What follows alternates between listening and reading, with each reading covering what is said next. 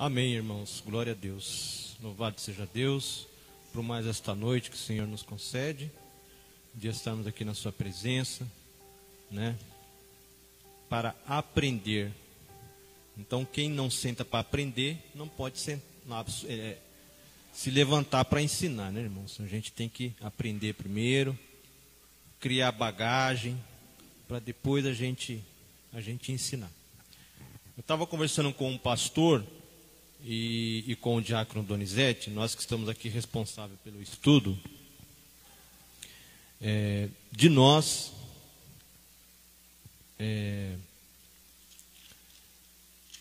pegarmos alguma verdade daquilo que está sendo dito. Por isso a importância de escrever, né? Da gente sempre estar fazendo anotação. Porque senão a gente vai ficar vindo aqui na frente, vai ficar falando, né? Sai um capítulo, entra outro, e a gente precisa extrair alguma verdade prática para a gente estar colocando em prática na nossa vida. Então, eu vou estar repassando aqui, gente, muito rapidamente o capítulo 1, porque a gente adentrou no capítulo 2, e eu queria ver com vocês aqui o que vocês aprenderam, né, de tudo aquilo que o Doni ministrou aqui sobre o capítulo 1. Eu revi todas as aulas que nós tivemos, e Doni, a gente já falou muita coisa. Eu assisti, né, a introdução do pastor, eu assisti as 2 aulas suas. Então, assim, já foi dito muita coisa. Então, é importante, de tudo aquilo que a gente já ouviu, a gente guardar alguma coisa, né, para colocar em prática na nossa vida. Então, lá no capítulo 1, o Doni, eu vou fazer um resumo aqui, ele extraiu da genealogia de Jesus 5 lições, né, que chamou a atenção dele ali. Primeiro, que Deus, ele é um Deus fiel que cumpre a sua palavra. Foi a primeira coisa que o Doni falou, né? Que sendo Jesus, quando Mateus escreve ali para os judeus, porque era a intenção de Mateus, né? Convencer os judeus que Jesus era o Messias. Então ele parte da genealogia de Abraão e de Davi, né? Lembrando que a genealogia de Mateus, ela é de cima para baixo, ela vai descendo, né? E de Lucas, ela é ascendente, né? É de Jesus para cima. Então, começa ali com o Doni falando a fidelidade de Deus, né, em cumprir a sua promessa. Foi a primeira lição que o Doni citou para nós. A segunda lição é que havia nessa genealogia de Jesus mulheres, né? Então nós temos Tamar, eu lembro que ele falou ali, eu anotei aqui, Tamar, né, que se passou por prostituta para poder dar descendência, porque, né, ela não tinha descendência, então ela se fez de prostituta ali, né? E aconteceu tudo aquilo ali, se encontra em Gênesis capítulo 38. Nós temos também Raabe, né, que é descrita na Bíblia como uma prostituta, lá em Juízes 2. Nós temos Ruth, a Moabita, né, no livro de Ruth, capítulo 1, versículo 4. Nós temos Maria, e nós temos também, indiretamente ali, citado Batseba, né? Quer falar alguma coisa, pastor?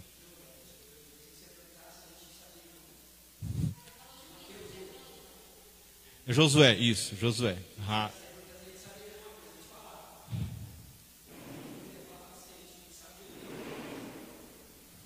Como assim? Não entendi. Uma coisa do 1. Sim, não, eu vou repassar o capítulo 1, depois eu vou perguntar o que ficou gravado, né? De tudo aquilo que... Só estou dando uma repassada naquilo que o Doni ensinou. Então, o Doni citou que havia mulheres na genealogia de Jesus. Na terceira lição ele fala sobre a vida de homens marcado por mentiras, né? Se referindo ali aos patriarcas, a Abraão, né? Ele, para não ser morto ali com medo da morte, ele nega, né, que Sara é sua esposa, dizendo que ela era sua irmã, né, em Gênesis 20, versículo 22. A quarta lição que o Doni falou foi sobre os homens violentos na genealogia de Jesus, se referindo ali a Davi, né? Davi, ele era um homem, acho que Saul havia prometido Mical como filha, né? Ele queria 100 prepúcios de filisteu, né? Então Davi foi lá e trouxe 200. Então ele era um homem sanguinário, né? Então nós temos também ali, o Doni citou Roboão, que vem a ser o filho de Salomão, que ele oprimiu ali o povo, né? Nós temos Acás, que queimou seus filhos, a Moloque, Manassés também, que foi o pior rei que Israel teve, né? A quinta lição que o Doni falou, ele citou a respeito dos homens que eram idólatras na genealogia de Jesus, falando do próprio Salomão, né? Que no final da vida, por conta das tantas mulheres que ele teve, ele se desviou, né, construindo altares aos deuses dessas mulheres. Também cita Roboão, Acás e Manassés. Então aqui na genealogia de Jesus foi o que o Doni falou. Eu vou pular aqui alguns detalhes que ele falou a respeito do pai de José, né, nos dois livros de Mateus e de Lucas, difere um pouco. Agora aqui no nascimento de Jesus, né, por ocasião do nascimento de Jesus em Mateus, o anjo trata com José, enquanto que Lucas, o anjo trata com Maria. No capítulo 1, versículo 22 e 23, é citado então Isaías 7,14, né, essa profecia que foi citada lá em Mateus. Depois o Doni, ele trata a respeito de como o anjo anunciou também o nascimento de outros filhos, né, ao longo ali do Antigo Testamento. Ele citou Gênesis 16:11, o anjo fala com Agar sobre o nascimento de Ismael. Gênesis 17:19, Deus fala com Abraão sobre o nascimento de Isaac. Nós temos também Juízes 13, do 3 ao 7, sobre o anjo, fala sobre o nascimento de Sansão, né? Depois o Doni cita os sonhos revelados, né? A maneira como o anjo falou com José. E ele cita também lá em Gênesis 37, que foi os sonhos de José. Gênesis 40, quando José interpreta os sonhos de Faraó. Daniel 2, quando Daniel interpreta o sonho lá de Nabucodonosor, né? Depois ele segue falando, o anjo anuncia ali a linhagem de Jesus, né? Que José era um homem justo, versículo 19, ele não quis difamar Maria ali, né? A respeito da sua gravidez. Versículo 18, Maria desposada com José. Aí eu pergunto para vocês aí, eu vou deixar em aberto, de tudo aquilo, né, que foi falado no capítulo 1, o que é que vocês tomaram como verdade assim para a vida de vocês ali? Alguém quer comentar? A misericórdia de Deus. É interessante porque assim, eu guardei muito aquilo que o Doni falou na sexta-feira, que apesar dos nossos deméritos, Deus, ele nos usa, né? Deus, ele usou a vida de homens ímpios, né? Que consta lá na genealogia de Jesus. Eu vejo, pastor, que a lição que eu tiro desse capítulo 1 é que mesmo nós com as nossas falhas, erros e pecados, isso não impede, não faz que Deus deixe de ser soberano, né? Deus, ele é soberano, ele vai cumprir a promessa dele, apesar das nossas falhas, dos nossos defeitos, dos nossos erros e pecados. Então é importante, a gente vai estar fazendo isso. Pode falar, pastor. Uma coisa que chama muita atenção é que, independente da sua ascendência, quando chega em Jesus, ou quando a nossa vida chega em Jesus, um plano diferente começa na nossa história. Então, a gente combinou aqui, o pastor com o Doni, ao término então de cada capítulo, a gente vai estar elaborando algumas perguntas, né, para fixação do estudo, porque senão assim, a gente vem aqui ficar derramando conhecimento, então a gente precisa extrair alguma coisa prática, né, daquilo que está sendo pregado, daquilo que está sendo ensinado, para a gente colocar em prática na nossa vida, né. E a gente vai estar fazendo então essas perguntas ao término de cada capítulo, e a gente pode fazer nesse formato de premiação, né, de guloseimas. A Thaís nem gosta também dessas coisas, é uma pena, né?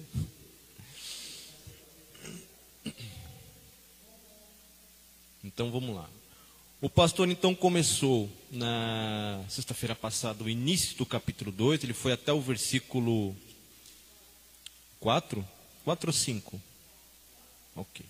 Eu só vou estar abordando aqui algumas curiosidades aqui.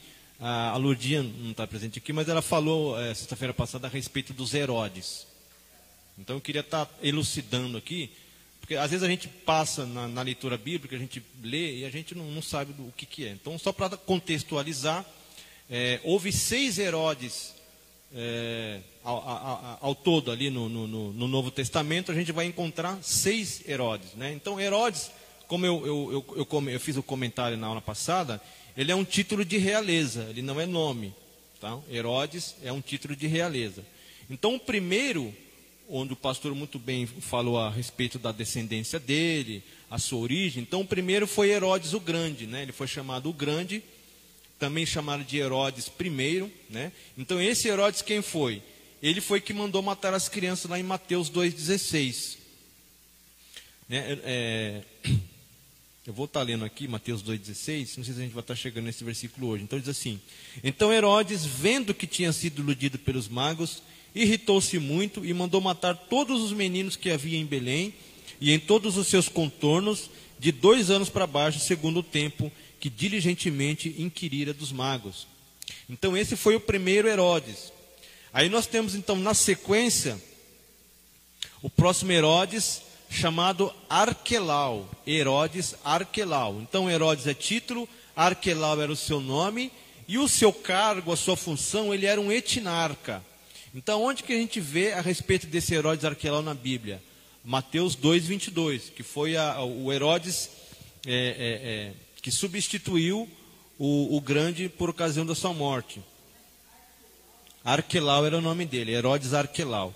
Mateus 2,22 diz assim: e ouvindo que Arquelau reinava na Judéia em lugar de Herodes, seu pai, então Arquelau, filho de Herodes o Grande, receou ir para lá, mas avisado em sonhos por divina revelação, foi para as regiões da Galileia.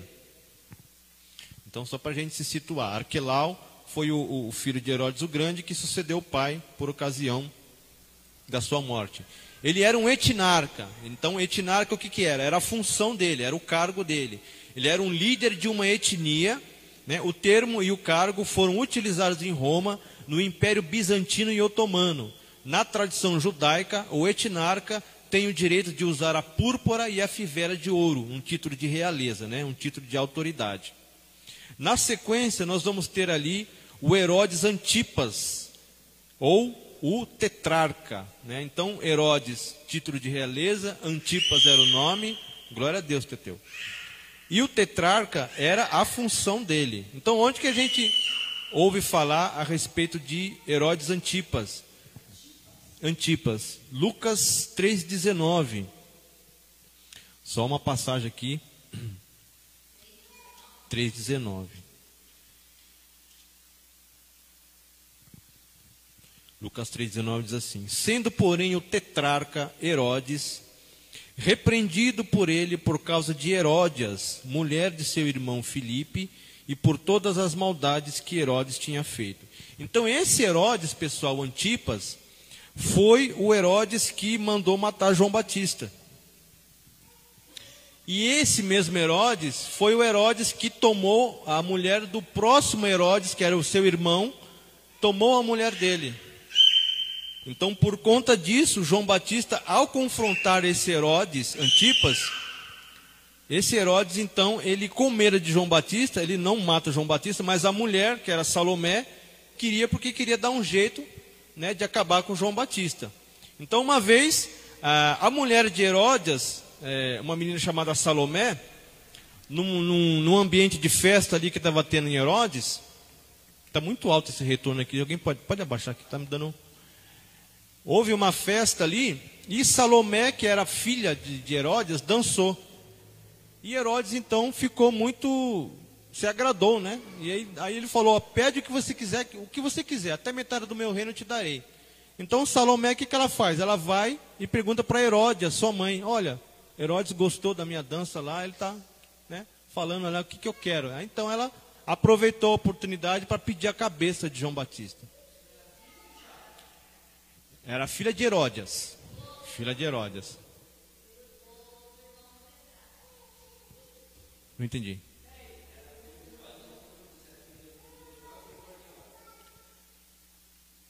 Salomé era filha de Heródias, mulher do tetrarca Filipe. Mulher do tetrarca Filipe. Aí Antipas se engraçou com ela, né? Foi quando João Batista repreendeu ele e deu no que deu, né? João Batista acabou perdendo a cabeça por conta de confrontar o rei ali. O terceiro foi Antipas. Antipas. Era tetrarca, Antipas, isso. Do próximo Herodes, que era o Filipe, que era o irmão dele. Se você pegar ali a história romana, gente, é cada coisa que eu vou falar. Bom, o pastor falou, né, sexta-feira passada, o Herodes o Grande mata os próprios filhos, né, para não perder o trono. Então, daí você tira, né? Ele não foi o único. Nero também, acho que ele matou a esposa, matou os filhos. Era um pessoal assim, demonizado, né? Totalmente. E aí nós temos por último, deixa eu explicar, tetrarca. Por que está escrito tetrarca aqui? Gente, tetrarca ele governava uma tetrarquia. Então o que o Império Romano fazia? Ele dividia as cidades que eles conquistavam e dividia em 4 partes. Então cada parte chamava tetrarquia. Então o governante de uma tetrarquia era o tetrarca. Então Antipas, ele era um tetrarca, ele governava ali a região da Galileia e da Pérea, né? E o próximo Herodes Filipe, também ele era um tetrarca, ele governou a Itureia, Tracônites, Gaulanites, Auanites, Bataneia, né? A menção desse Herodes Filipe, a gente encontra lá em Mateus 16, 13. Mateus 16, 13.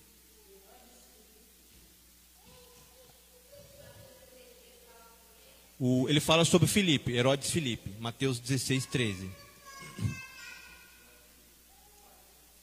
É o quarto, isso.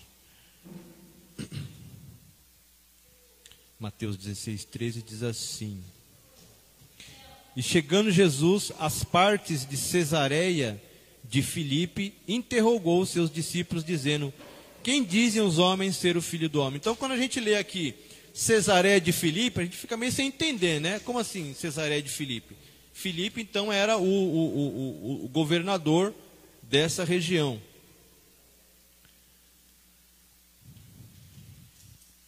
Aí nós temos aqui o quinto Herodes, pessoal, Herodes Agripa I. Ele era neto de Herodes o Grande, né? Ele foi chamado de Rei Herodes em Atos 12, versículo 1 e 2. Não ouvi o que você falou. Herodes Agripa. Atos 12, a gente encontra lá uma passagem bíblica falando desse Herodes. Então, quando você estiver lendo a sua Bíblia e se deparar com esses textos, você já vai saber do que está falando. Diz assim, Atos 12, versículo 1 e 2. Por aquele mesmo tempo, o rei Herodes estendeu as mãos sobre alguns da igreja para os maltratar, e matou à espada Tiago, irmão de João. Então esse Agripa foi o que matou Tiago à espada, né, que foi irmão de João. Tiago e João eram 2 irmãos, eram os discípulos de Jesus.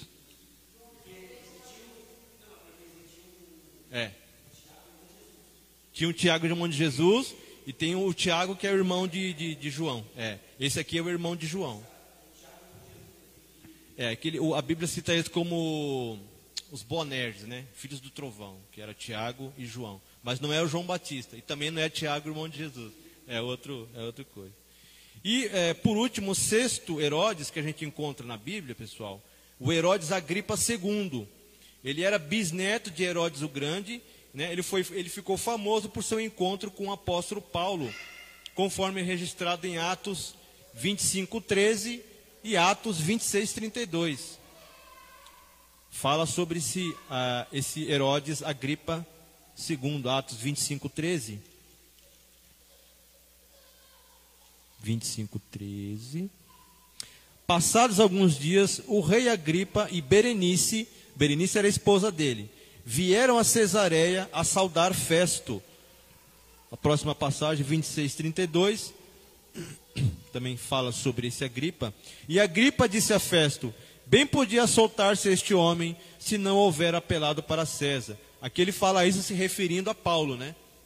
Ele tinha falado com Paulo. Então aqui, só para a gente se situar, né, os 6 Herodes que a gente encontra: Herodes o Grande, Herodes Arquelau, Herodes Antipas, Herodes Filipe, Herodes Agripa I e Agripa II. O próximo tópico que eu achei assim interessante, pessoal, foi como que os magos ficaram sabendo dessa estrela de Jesus. A Bíblia não fala, né? Mas a gente sabe que em algum momento eles tiveram contato com as profecias bíblicas, porque eles foram muito categóricos quando ele chega ali em Herodes, né? Onde é que está nascido o rei dos judeus? Quem é, quando fala magos, como a gente viu na aula passada, fala sobre astrologia, ciência. Sim, sim. Então eu imagino eles estudando isso o tempo todo. Eles estudando as estrelas e coisa e tal. Aí eles têm um contato com essa promessa.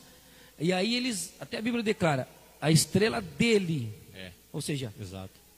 alguma relação que eles viram antes, Sim. tinham essa na cabeça que a estrela era diferente e apontava para ele.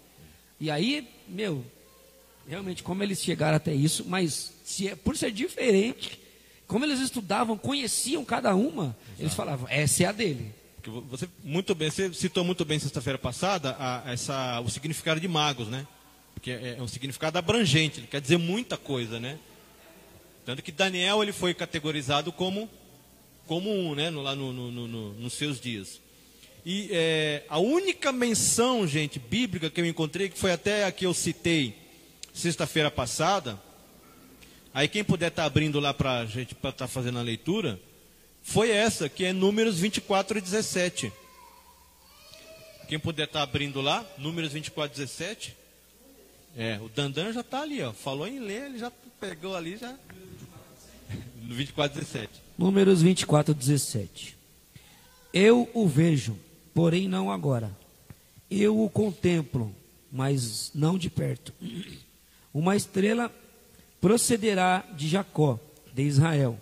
Subirá um cetro que ferirá as temporãs de Moabe e destruirá todos os filhos de Sete. Exatamente. Dandan, abre aí, não para ler agora, mas deixa aberto já. 2 Pedro 1,19.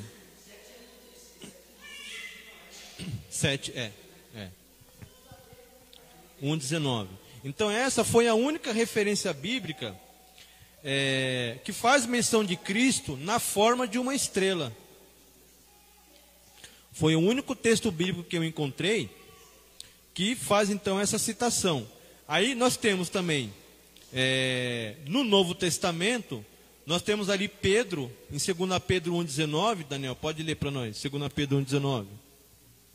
E temos muito firme a palavra dos profetas, a qual bem fazeis em estar atentos, como a uma luz que ilumina em um lugar escuro, até que o dia amanheça, e a estrela da alva apareça em vossos corações. Exatamente. Então aqui Pedro fazendo uma menção, né?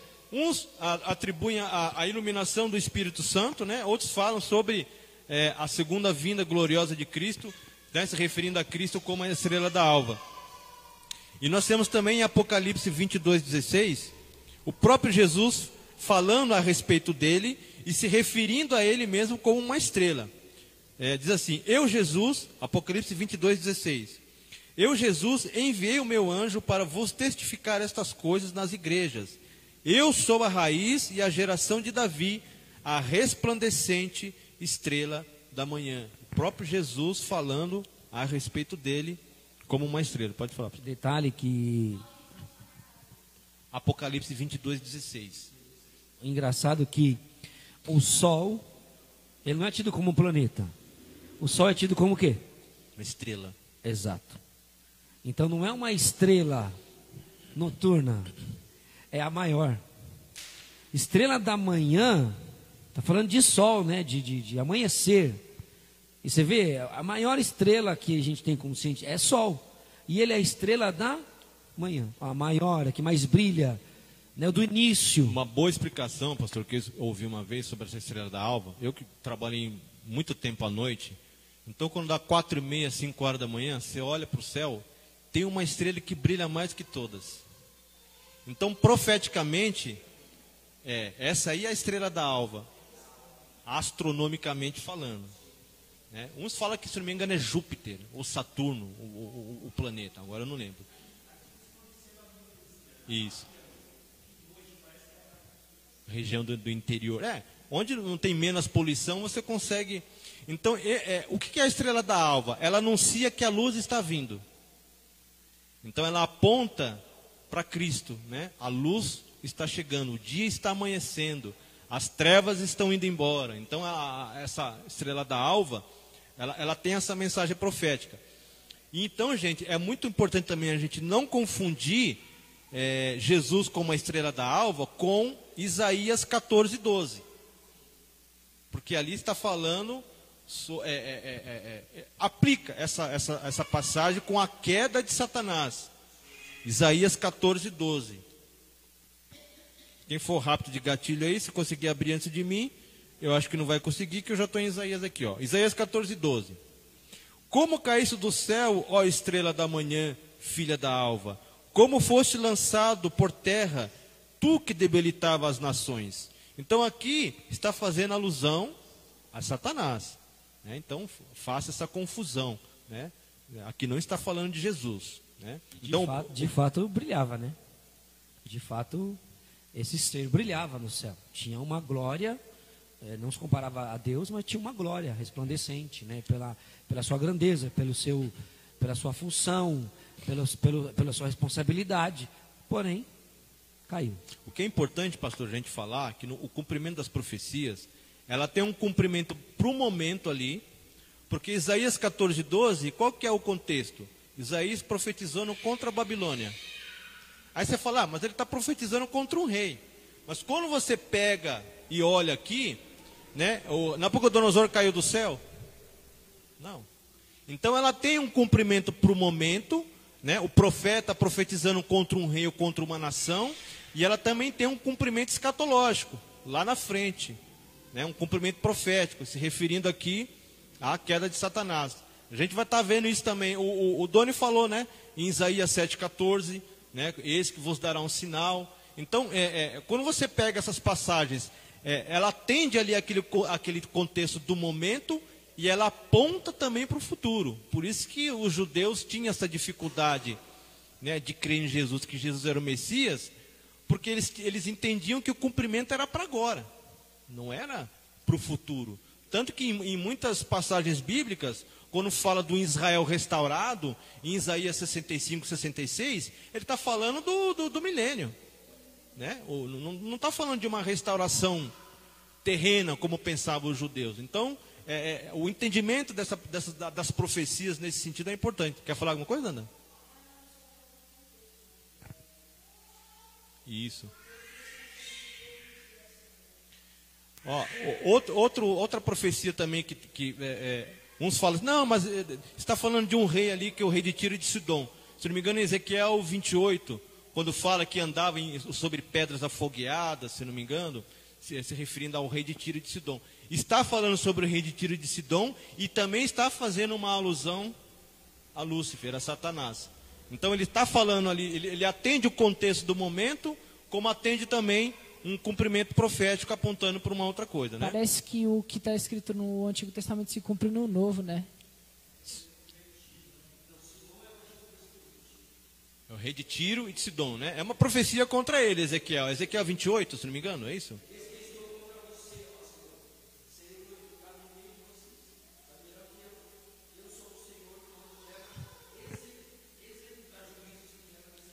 Então não é essa passagem que fala sobre eu te criaste, você era o sínodo da perfeição, andava sobre as pedras afogueadas. Eu não lembro qual o versículo.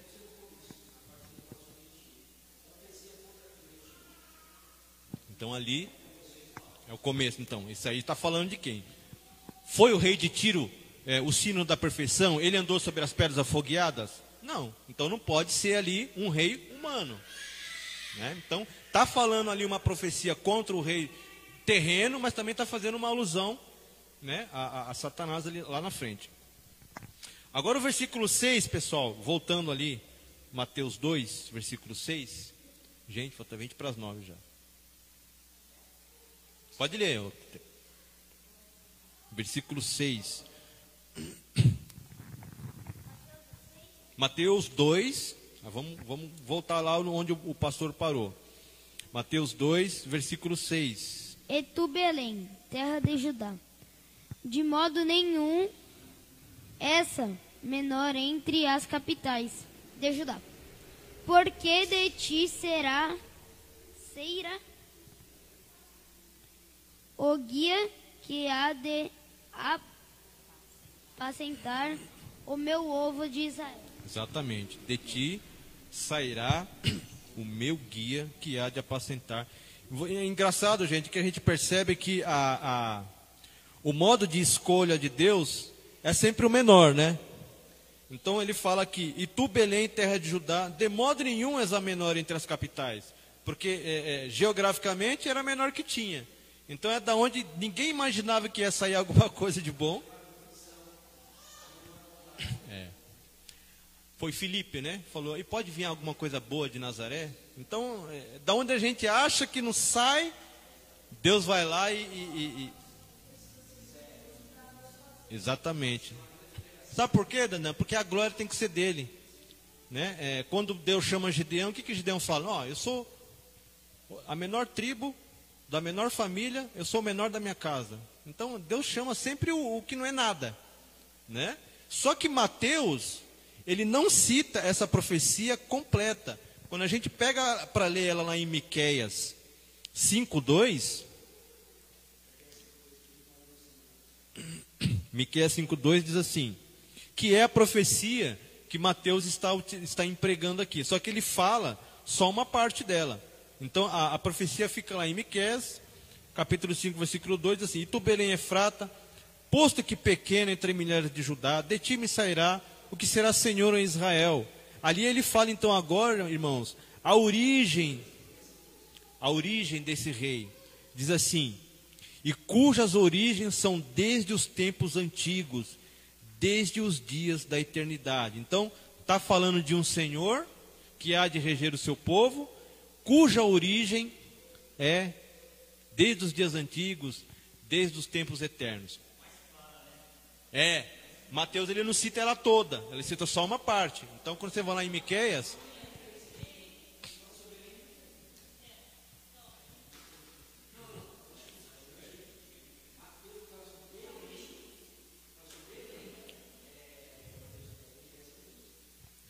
exatamente. E aí também, Miqueias 5:2 é aquele mesmo entendimento da profecia. Ela está falando ali para o momento e está apontando lá para o futuro, né? A gente pode fazer, pessoal, uma referência cruzada com Isaías 9:6. Quem puder abrir Isaías 9:6 aí. Abre Isaías 9:6 e alguém abre em João 1:1. Qual que é Isaías 9:6.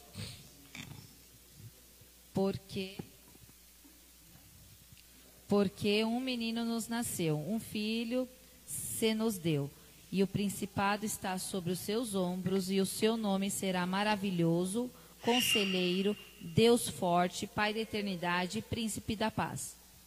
João 1:1, quem tem aí? João 1. Daniel. João 1:1. No princípio era o verbo, e o verbo estava com Deus, e o verbo era Deus. Põe aqui dentro.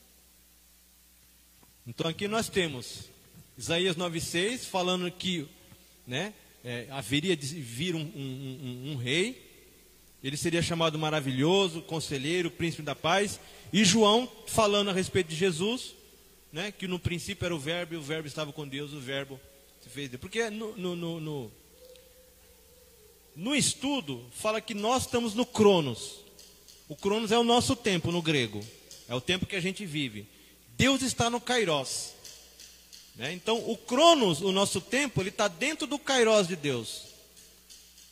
Por isso a gente tem essa dificuldade com o tempo, né? Porque o nosso Cronos, o nosso tempo, não é o Kairos de Deus. Nosso relógio, não é a mesma coisa. Nosso relógio ele é número a número. A gente não vai chegar lá no céu dele não tem nada a ver. E ficar olhando, deixa eu ver que oração aqui. Ah, que isso, imagina. Você entendeu? Porque Pedro, o apóstolo Pedro, foi questionado. Ele falou, desde da época dos nossos pais, que está falando que Jesus vai vir, e os nossos pais morreram, e tudo continua a mesma coisa. Mas Pedro vira para ele e fala, olha, você não sabe que um dia para o Senhor é como 1000 anos?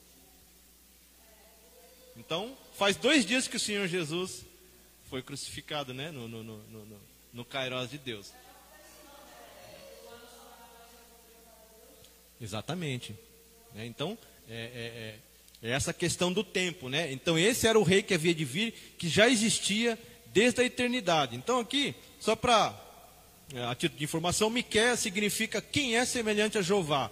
Né? Seu ministério se deu por volta de 735 a 710 a.C. Ele foi um dos profetas menores. Então, os profetas menores foram 12 profetas. Miqueias foi um deles. Menores por quê? Ele era? Não, por causa do tamanho do seu ministério e do volume de livros que eles escreveram. Por isso eles foi pouco, né? Então eles são chamados de menores por causa disso. Ele foi profeta nos dias do rei Jotão, Acás e Ezequias, que foram reis de Judá, que era a tribo do sul, né? Só para a gente se situar a respeito disso.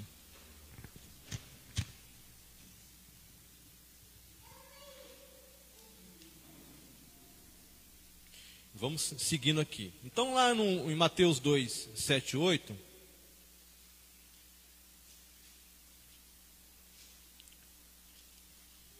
Vamos continuar aqui. Então Herodes, chamando secretamente os magos, inquiriu exatamente deles acerca do tempo em que a estrela lhes aparecera. E enviando-os a Belém, disse: Ide e perguntai diligentemente pelo menino, e quando o achardes, participai-mo, para que também eu vá e o adore. Então, quando os magos foram procurar Herodes, então, no versículo 4, ele junta ali todos os príncipes, os sacerdotes, os escribas, e ele manda esse povo trabalhar e falou: olha, eu quero saber onde que havia de nascer o Cristo. Então Herodes, por mais que ele não fosse judeu, ele sabia que havia de vir aquele que seria o rei dos judeus. Então ele já sabia, ele não era judeu, ele era edomita, que era descendente de Esaú, né? Então ele já manda chamar os magos, os sacerdotes, os escribas. Então os escribas informam a ele, né? Quando cita então Miqueias 5:2. Então no versículo 7 e 8 ele chama os magos. Só que o texto diz, pessoal, que ele faz isso secretamente. Por que secretamente? Porque a intenção dele era matar o menino. Exato. Mas por que secreto? Porque os judeus não podiam saber. Agora você imagina, os judeus não aceitavam ele como um rei porque ele não era judeu. Aí ele vai e pega e mata o Messias dos judeus. Exatamente. Então, e aí até a gente vê um pouco mais para frente que tem uma profecia aqui. Vai haver muito choro. Sim. Vai haver muito pranto. É claro. Imagina a matança de toda criança, cara. De pessoas com certeza, pela hora a gente não vai chegar lá hoje. Mas essa questão da matança se repete com quem? Debate pronto aí. Com quem que se repete esse negócio das matanças das crianças?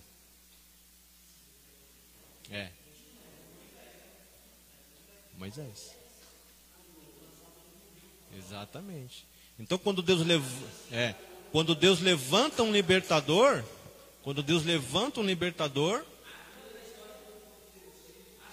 porque também, fora da história do povo de Deus, sem ser Moisés e Jesus, que tem uma analogia meio semelhante do nascimento, a proteção e a promessa, tem aquele Deus minúsculo, né? Que é o Moloque, que é devorador de crianças, que é onde também o povo oferecia crianças pequenas para esse Deus, que é da onde sai a palavra moleque lá, que a gente fala até hoje. As pessoas dizem: não chama de moleque, porque tem uma referência a Moloque e tal. Essa referência eu não sei, né? O pessoal fala. Eu tenho que fazer um estudo. Está na Bíblia ou está amarrado isso aí?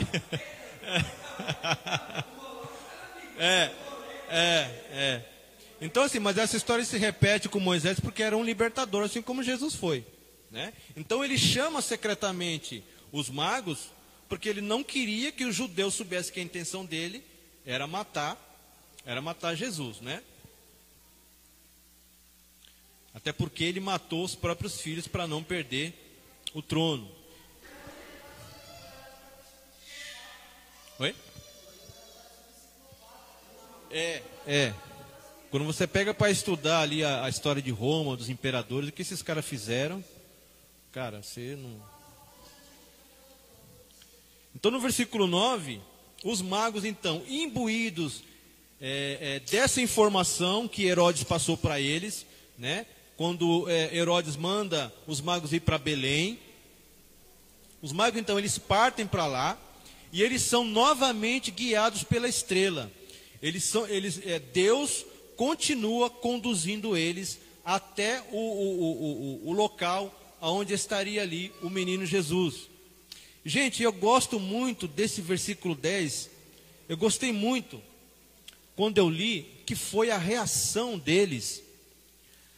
Quando eles chegam ali, que ele vê que a estrela para, né? E a estrela não poderia ser um planeta.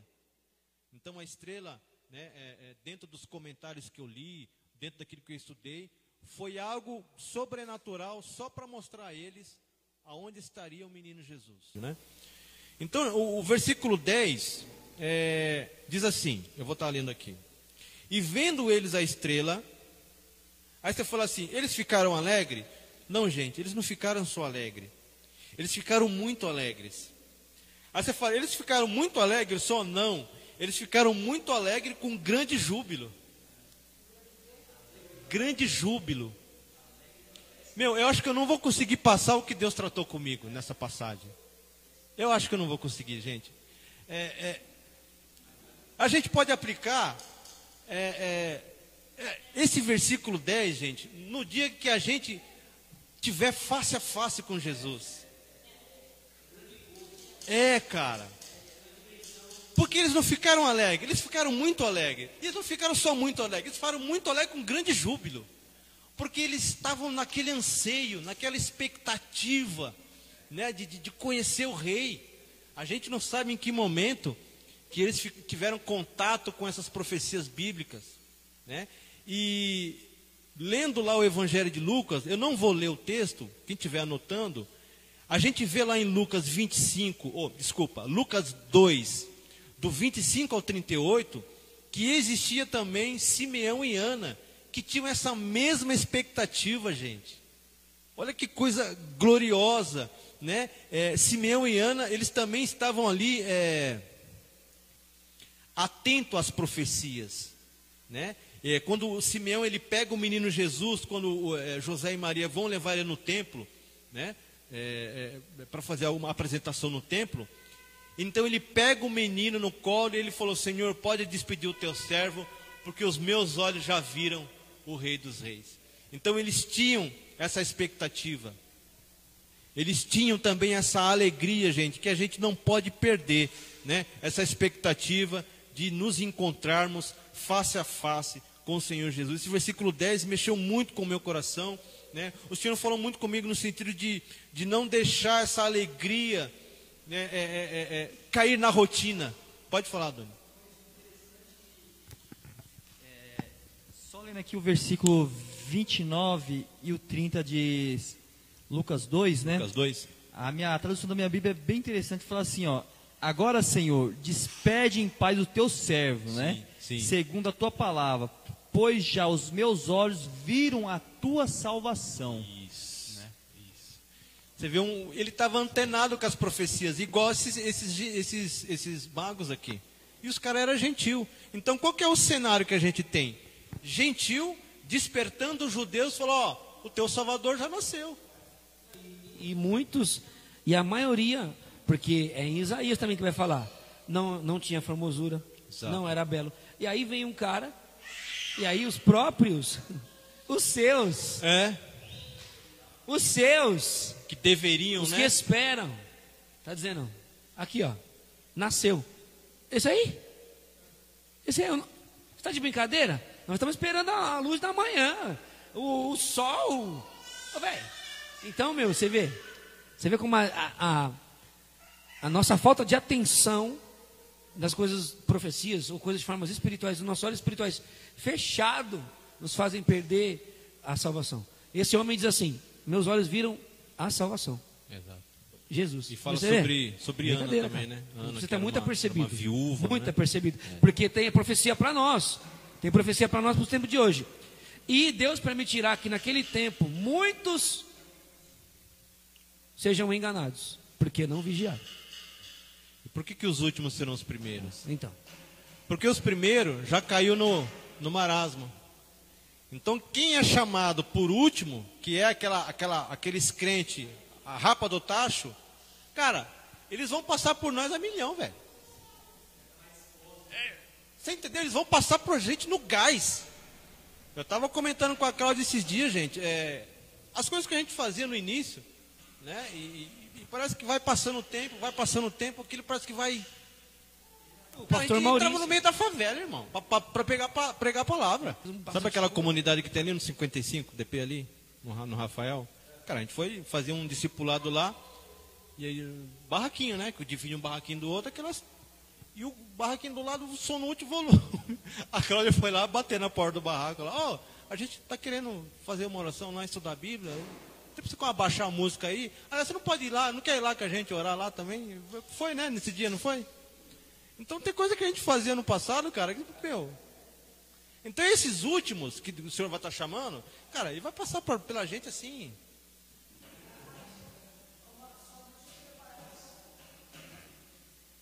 Então esse versículo 10 falou muito comigo nesse sentido, né, de...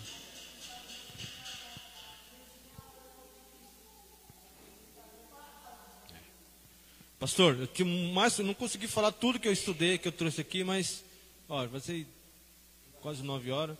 Aí não sei se você vai encerrar a live para fazer o... Amém, irmãos? Onde que a gente parou, Maurício? No 10? Paramos no 10, né? Paramos no versículo de número 10 de Mateus 2, irmãos. Que Deus abençoe.